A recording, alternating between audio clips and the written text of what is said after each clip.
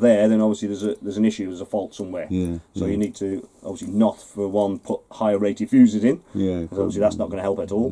But you need to get things checked out. So if a fuse has gone, I've never had a fuse, touch wood, go in my caravan in 12 years, I think it is. It's 12 years this year. In 12 years, I've never had a fuse go in my van. No, I always had some spare ones, but I can't ever remember using them. No, exactly. No. People have spare ones, which is good to have spare, but you think, well, there might be an issue if that's happened. Okay, and then looking down here, this blue box, that's your control unit for your motor mover. Oh, I see. Okay. Yeah. Right. Next thing we come to, are you happy how to get water up and running in a caravan? It shouldn't be much different than your static, I would have thought, but... well, the connection outside, connection into there. Then, once that pump's connected, is there anything else down here which has to act?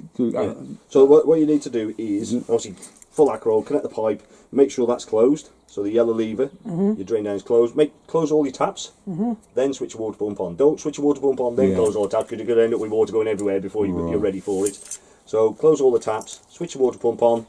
I always start on the cold side. Oh, you do that each side? Yeah, so I start on the kitchen, because that's the closest one to the pump anyway. Yeah. Get the air out, it should sputter in a second, but it should sputter. Sometimes it does worse than others, but so you'll get a lot of sputtering obviously to start because it's pushing the air out. Once you've got a solid stream like that, the reason why I start on the cold side is if you remember that pipe, it can curl up. If I started on the hot side, it could be a long time before I realise that that pipe is curled up and it's just air coming up for half an hour. And that's we're back to the yellow thing, the yellow down, it's in line, the water's coming through. Yes, that's right. Yeah. That's it. But that water pipe that's on the outside, could curl up in the Acrol. So just be aware of that. That's why I start on the cold side. If there's nothing coming through in a matter of seconds, really, you know that it could be just sucking air. Then put it across to the hot side. Open up gently. Obviously, it's pressurised system, so it will, as you obviously stood back, obviously it will blast a lot of air out. On the hot side, obviously it's got a hot water container. If that's been drained, obviously that's 10 litres, a 10 litre container. 10 litres of air has got to come out this tap, okay, to fill it. Okay. So once you've got a solid stream like that, then you know your hot water tank's full. Then do the same with each other tap. If you can hear that noise, which was the pump running, it's pressurised. So if there's any air still left in it, it will run that little bit longer before it switches off. Okay, brilliant. Okay. Happy with that bit? Yeah. Good. Right, next thing we come to, obviously, cooker, nothing too complicated on that. You can this No, I'm watching. What is this? So we've got electric one on that one. Okay, so you've got electric ring, obviously, as long as you've got electric connected. We've got a igniter starter, and we've also got oven light.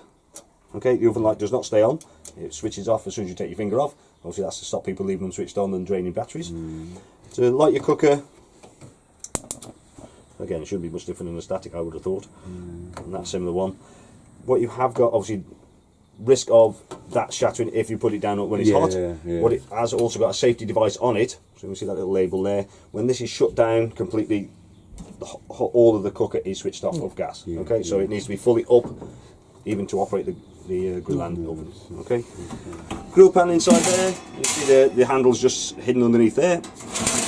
The oven, slightly different what you may have seen before. Like the oven has actually got, when you press it, it's got the igniter actually on the control itself, so you don't need to press that one. But it's doing the same igniter anyway. So you just press and hold that. I don't know if you can see that. So you haven't got a burner at the back of the oven, it's actually under the plate. Okay. So that's as easy as that to operate. Okay. Fridge next. Open the door. You can see that there. So this will talk to your control panel as well. You can also operate it off your app as well. Why you want to operate off your fridge off the app when it's right in front of you, I don't know. But. So, on-off button, that one there, you need to press it pretty accurately and with enough pressure to switch it on or off.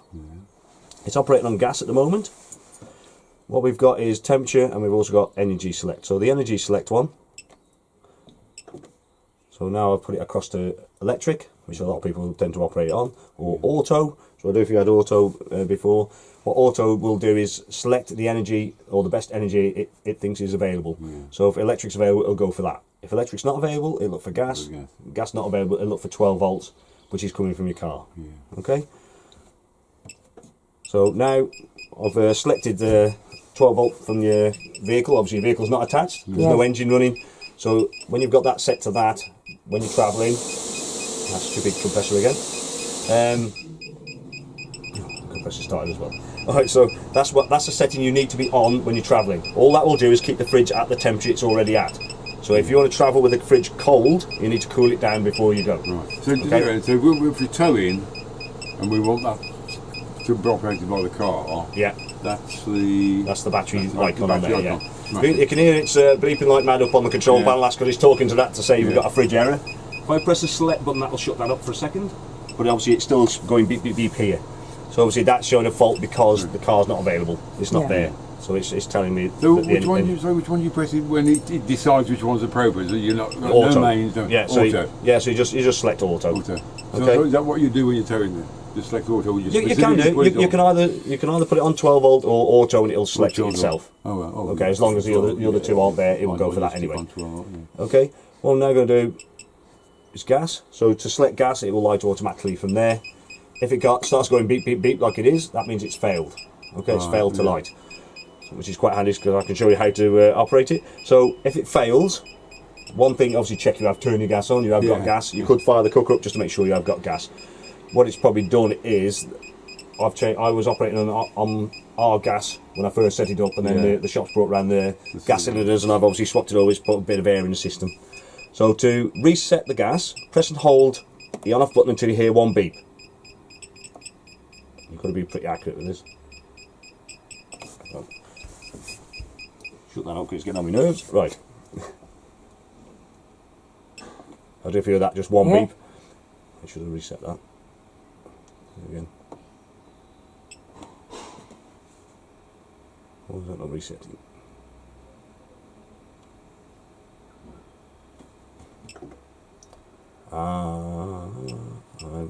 Right. I've come across this one before. What I can think of what's happening now is the gas is lit. I'll just check what this is at the door. Yeah.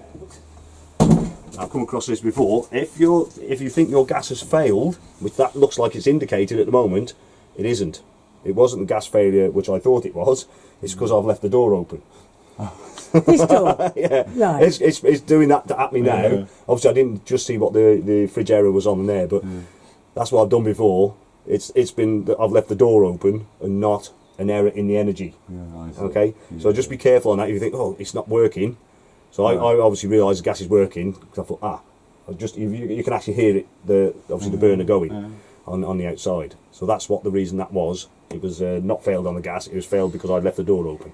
So it will beep at you on that. So just make sure the door's shut. Yeah. Obviously don't leave it open as long as I have. Obviously it's quite handy to know. But that's what we came across when I first started handing, because he's new this year. And I went running up to the engineer and said, well, I'm having a problem with this fridge, it's not resetting.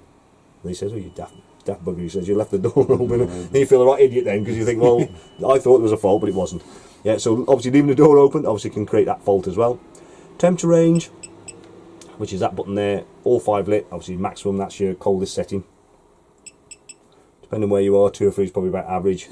Depends on what's coming out your fridge. If it's coming out frozen butter, then obviously it's too cold, but just make sure you can just alter it that little bit. Okay, then if I put it to auto, again that will select. I see it's got direct to fault again, because we've got the door open. Yeah, so if you shut the door, that should reset it after so many seconds. Okay, yeah, happy with that bit? Yeah. Right, up here, obviously a clever place to put your aerial. The gas cut-off switch. Yeah, well you've got individual appliance gas switches down here. Yeah. But the best thing, or the main thing, is to turn it off on the gas cylinder itself. Yeah. If you're turning them ones off, if you had a gas leak, the best thing is to get out and turn them off there. Some people do turn them off. I don't tend to bother myself, but as long as you turn the gas cylinder off itself, then that'll stop the flow of anything coming out anyway. Right, TV aerial, we've got a directional aerial. So you can see there's a little white nut there, you unscrew that, you can slide it up and turn it around. So you have a look, see what everybody else is doing. And if they're pointing in whichever direction, they must be getting a signal. If not, obviously, if you're not getting a signal, the likelihood it may be that you've got a poor signal area anyway, and that aerial connection, which is out inside your battery box, they may have a booster aerial on their site, and you can plug into the bollard. Obviously, we don't need that. We don't need that here because we've got the Rekin just across there, which is probably you can't get much better than it. You might as well stick it right on top of the aerial. But I've got some wire just in case. There's a couple of plugs. Yeah, but there's none on. Yeah, so there's nothing on our site because, as I said, the reception is really good here. Okay. Obviously, you got your TV points. One there, one there. Yeah. Obviously, the bracket does slide off. Obviously, the engineers left there the screws so you can screw into the TV. Yeah. But obviously, do not travel with that TV still there. No, always slide it off and put it so we can safely. get a case. We've got it stored in the box, and it'll go under one of these. Yeah, that's it. Because you don't want that bouncing around. One is probably likely to damage this because it's not over solid, but obviously it's enough strength to hold it there. But when you're travelling down the road, obviously there's a lot of force bouncing up and down. What's going to happen No, okay. Right, if you have a look, we'll have a look down in the bathroom side now. Shouldn't be anything too difficult down here. Electric flush. I don't know if you had electric flush on your last one. Really, electric flush? No. Or did you have you might have had the pump one. I think you might have had electric flush. If it's No, I think it could have been. It could have been. If you had Aldi, I should think you more than likely could have had that as well. Because it would have been quite posh having an Aldi on them days. Right, so you just got electric flush. Press the button, blue button. If you hear that noise, that means you've run out of your flush tank, so you need to go and fill that up. Indicator there, that will light up red when you see it. You'll see that it's your waste tank. I'm sorry. You grab the camera there. Right. So press that to flush it. Yeah. Indicator, that light's red, then that means your waste tank's full. Not that you can't see it when you look down the hole anyway. Yeah. Then to operate your toilet, obviously it is a swivel toilet. So obviously designed to fit into awkward places. So obviously wastegate, that's obviously making sure that is closed before you try and pull the waste tank out. Okay. So obviously open it to use it, flush it, then close it back up again. Okay. Yeah. And shower head. So you've got a mixer tap there. What you've also got is this little button here. You see that there? That's an on-off button. So obviously you're limited to how much water you have got, even though you may have a full flow from your into your Akerol or direct into your van. Your hot water is still limited to 10 litres. Okay, even though you might boost it, obviously as soon as you start drawing water out of that hot water tank, it starts topping up with cold water. By the time you got halfway down, obviously you're losing quite a bit of temperature there. It's a quick drain. Turn it off. Put the soap on, and then a quick. That's it. That's what that button's there for. The other important thing, obviously, is to make sure that is all drained down and open for winter. So don't leave that closed, and any water trapped in here, obviously that can damage it because it's only plastic. Okay, so make sure that is open, or even take the shower head off. We normally take the shower head off, and they go on the static. That's it. Yeah. So obviously, if you're being aware of that, obviously make sure you do drain down. Your shower door is in a travel position at the moment. You've just got this little clip. Obviously, to use it, just pull that little clip open, then you obviously shut that. You just turn it and click it in to make sure it's secure. That's just a hanger there, isn't it? It's just a hanger, which is useful. Very useful. Okay with that? Alright, yeah. Good. Oh, just one more. What with this in? So there's your Aldi tank. It may look similar to what you previously had. Obviously, you've got a minimum, maximum mark. Make sure it's at least a finger width above the minimum mark before you start. If it isn't, you can top it up. It is an antifreeze mix that's in there.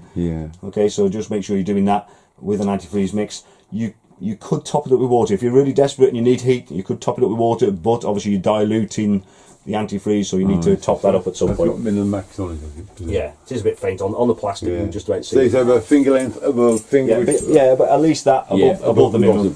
If you need to top it up, just pull that plastic cowling away and just unscrew. Oh, it's as simple as that? Yeah, simple as that, and just top it up there. Oh, fair enough. You can buy the ready mix stuff in the shop. Just make sure you put the correct stuff in. We did have a customer who we're not sure what they put in, but it went really thick and they had to flush the whole system out, and it was obviously a big job. So you don't particularly want to be doing that. You use the recommended product, don't you? Well, exactly. You know what you're doing. Okay, then obviously access to your table. Just be careful what you put on. Don't pull up on them slats. Obviously that can pull the slats out. Obviously that's a clever place to put a table. But this is the axle's about it, is it? The axle? Yeah, the axle's it's just about more or less where the fridge is probably. Think about storage, that's a good. Okay. Then light switches we got. Didn't show you the bathroom one. Light switches just to the side on the side of the wardrobe there. You can see that. Light switches are there. Light switches for the bedroom area is this end. Just for the door. So you got one above the head bed, and one for the floor as well, and one. So these ones are like, you can see that they're like your normal type switch. The one that's the Dimble ones is like a trigger switch. So you press it, it just triggers back up again. So if you feel something like that, that's a Dimble like one.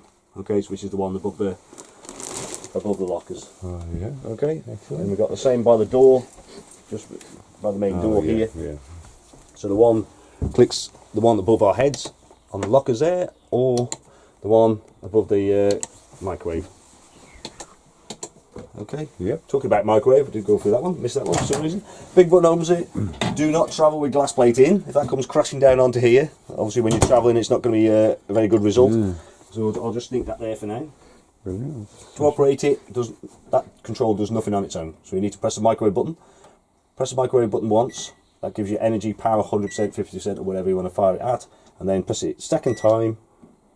And then get second. And what's the maximum power on that one? 100%. 100% power. It's No, a 750, 850. 850, sorry. 850.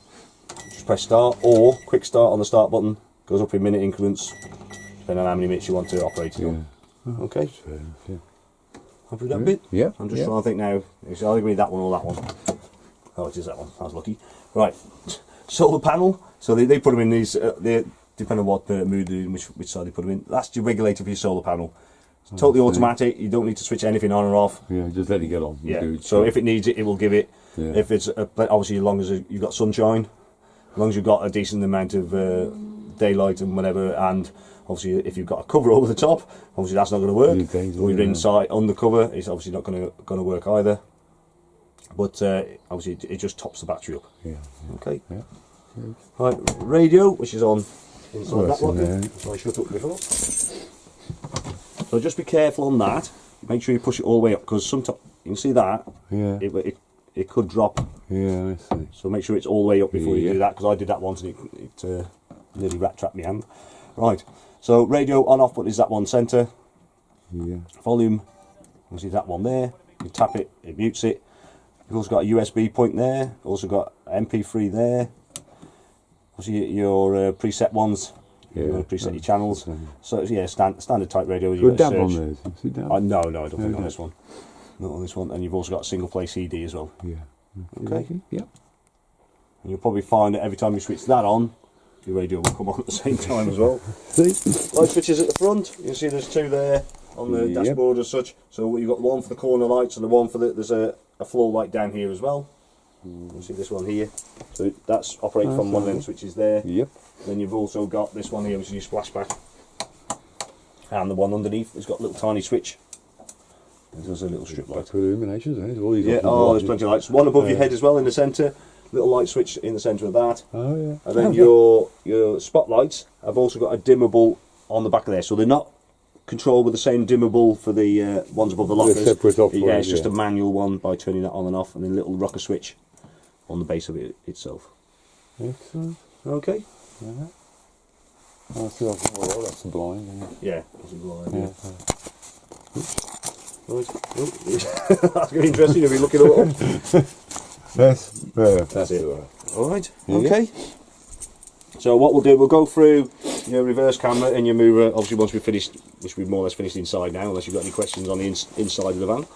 But hopefully I've covered everything. No, Apart from obviously TV point.